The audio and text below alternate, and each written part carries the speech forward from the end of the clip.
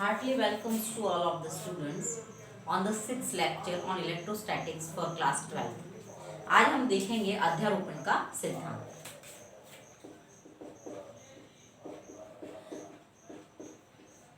इसे कहते हैं प्रिंसिपल ऑफ सुपरपोजिशन। माना कि कोई भी एक निकाय है जिसमें अनेक आवेश उपस्थित हैं और इन्हीं अनेक आवेशों के कारण हम कोई भी एक आवेश मान लेते हैं, उस पर लगने वाला जो बल होगा वो हमें ज्ञात करना है। तो उसके लिए नियम है, उसे हम कहते हैं अध्यारोपण का सिद्धांत, मीन प्रिंसिपल ऑफ सुपरपोजिशन। अब हम मानेंगे, पहले हम समझ लेते हैं, फिर इसका स्टेटमेंट देखेंगे कि ये कोई एक आवेश यहाँ Q1 है, यहाँ Q2 है, यहाँ Q3। अब देखिए ऐसे आवेश है, मान लो हम 3 आवेश मान रहे हैं आसानी के लिए, ज्यादा आवेश उपस्थित हो सकते हैं, सभी के लिए नियम लागू होते हैं। हम 3 के लिए समझेंगे, आसानी से समझ में आ जाएगा, फिर जनरलाइज में हम लिखेंगे। तो मान लो कि ये सभी आवेश जो है धनात्मक है, दिख ही रहा है, चिन्ह नहीं दिया मतलब they all are positive charges. अब Q1 पर Q3 और Q2 के कारण प्रत्येक आवेश जो है दूसरे आवेश पर बल लगाता है और उस पर किसी अन्य आवेश की उपस्थिति का कोई प्रभाव नहीं पड़ता है। Q1 पर Q3 के कारण Q3 के पास जैसे हम Q1 लाएंगे तो क्या होगा बच्चों, ये दोनों धनात्मक आवेशित हैं, ये इसी दिशा में दूर चला जाएगा, प्रतिकर्षित होगा, इट विल बी रिपेल्ड। अब Q2 के कारण Q1 पर बल कैसा लगेगा, देखिए ये भी धनात्मक, ये भी धनात्मक। जैसे ही हम Q1 को Q2 के पास लाएंगे तो वो भी रिपेल हो जाएगा और उसकी दिशा रहेगी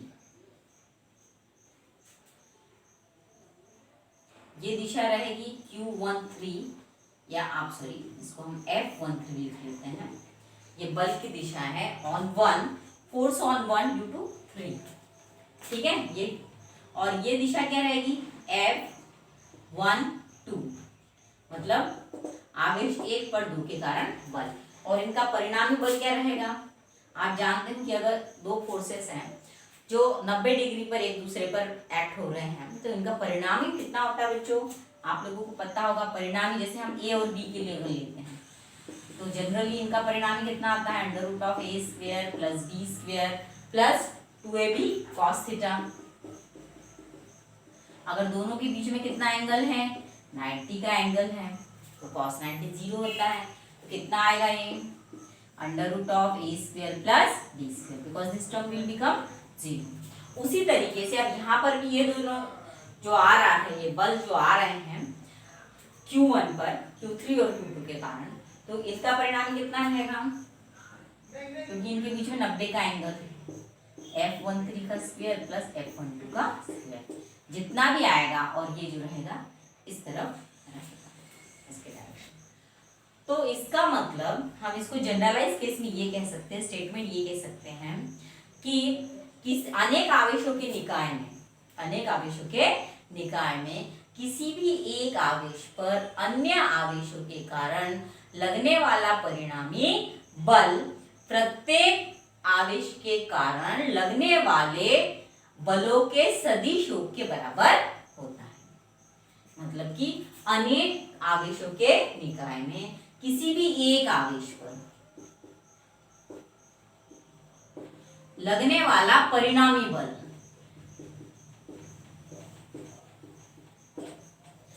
प्रत्येक आवेश के कारण लगने वाले बलों के सदिशों के बराबर होता है।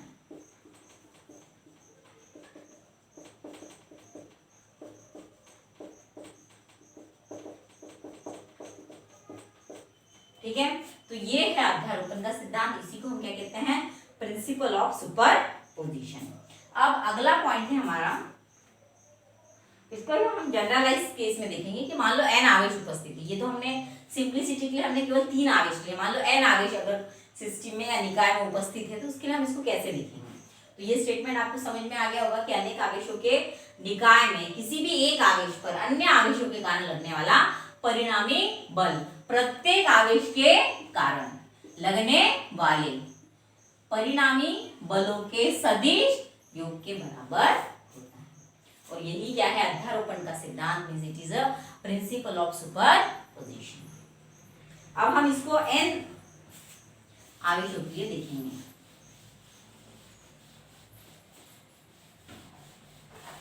तो हम इसको लिखेंगे n आवेशों के निकाल के।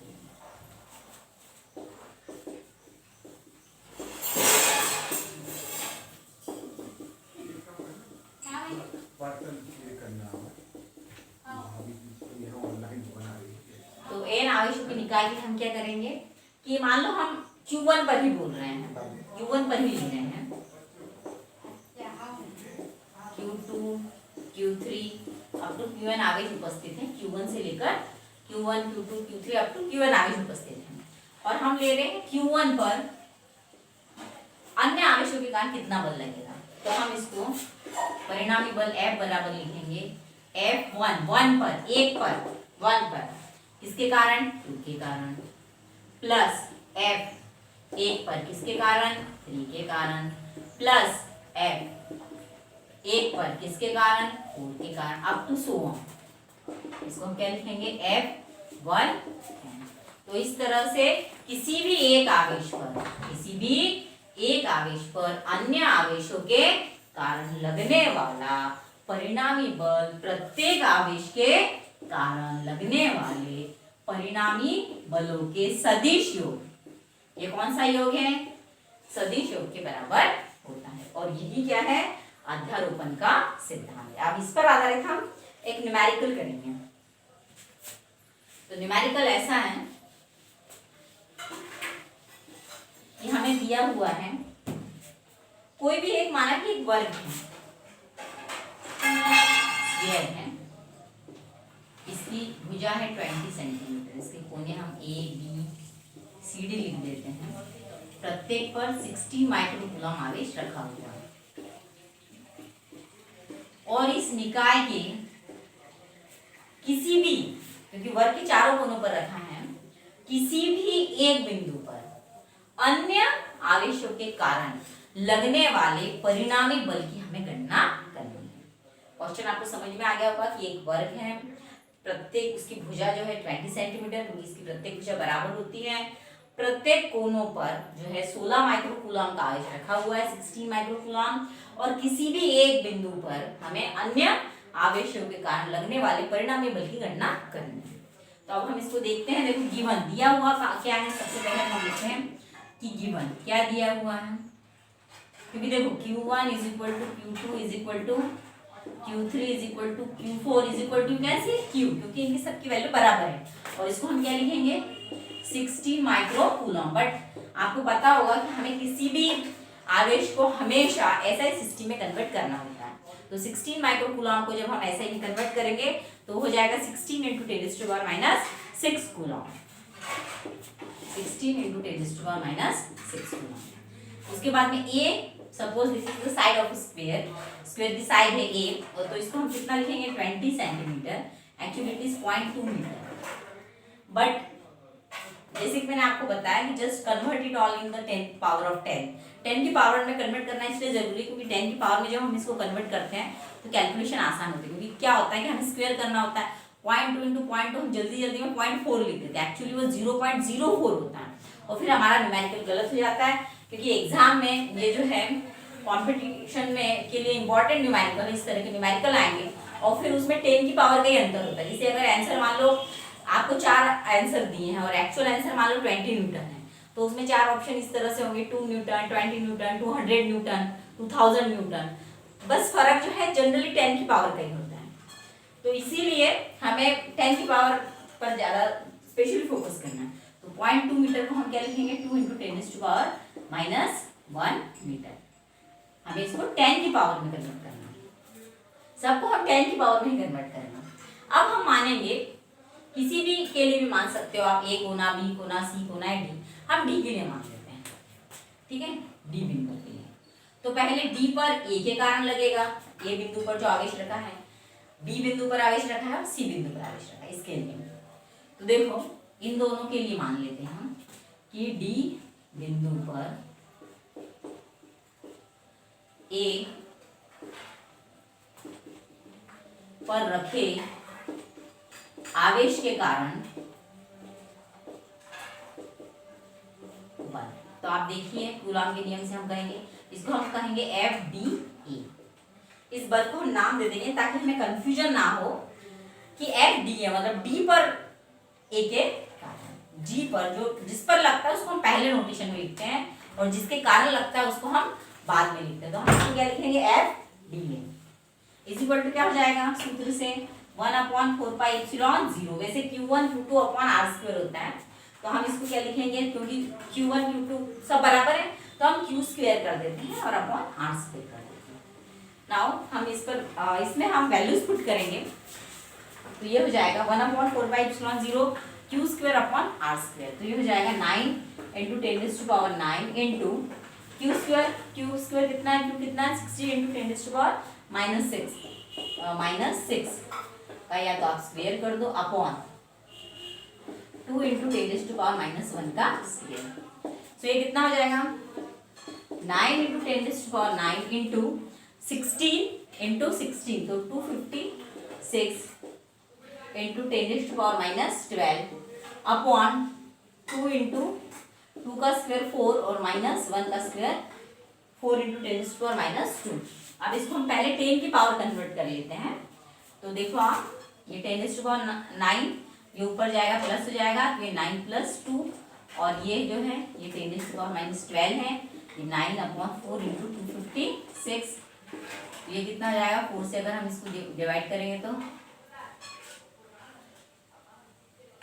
64 × 9 तो ये 576 आएगा इंटू ये 10⁻11 हो जाएगा और ये 10⁻12 इन दोनों को अगर हम करेंगे तो ये क्या हो जाएगा -12। तो ये हो जाएगा 10⁻1 और 576 × 10⁻1 तो एक पॉइंट लगेगा तो ये हो जाएगा 57.6 न्यूटन।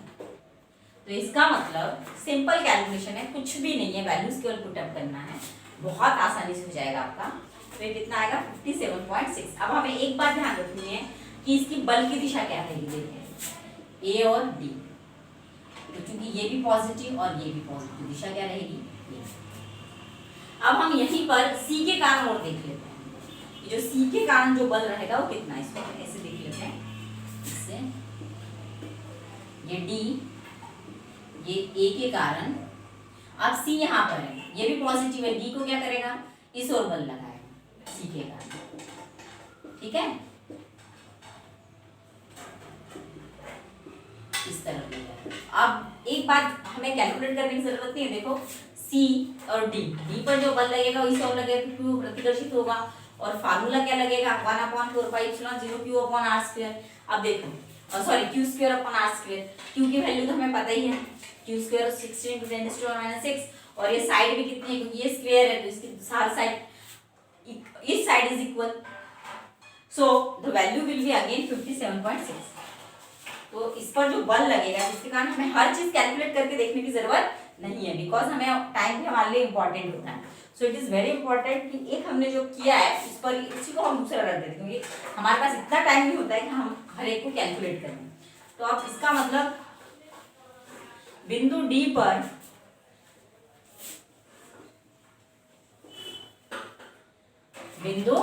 पर C के कारण पर, तो हम इसको डायरेक्ट लिख लेते हैं, बिंदु D पर C के कारण बल, इसको हम लिखेंगे नोटेशन में FDC और ये कितना आएगा 57.6 Newton. It is very important कि ये उतना ही आएगा, हमें बार बार इसको कैलकुलेट करने की जरूरत नहीं है, क्योंकि हम कैलकुलेट कर चुके हैं, उतना ही आएगा। फार्मूले आप रख के देखेंगे तो आपको पता चलेगा।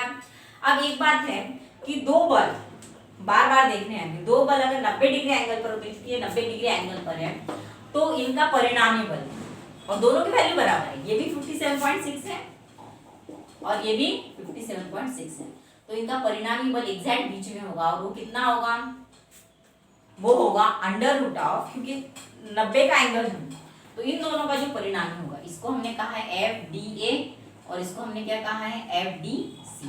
तो इन दोनों का परिणामी इसको हम F कह लेते हैं या F1 कह लो आप सिंपलिसिटी के लिए। फाइनल को हम f कहेंगे। तो वेक्टर f1 कितना रहेगा, इनका परिणाम यानी किसका, FDC प्लस FDA का परिणाम।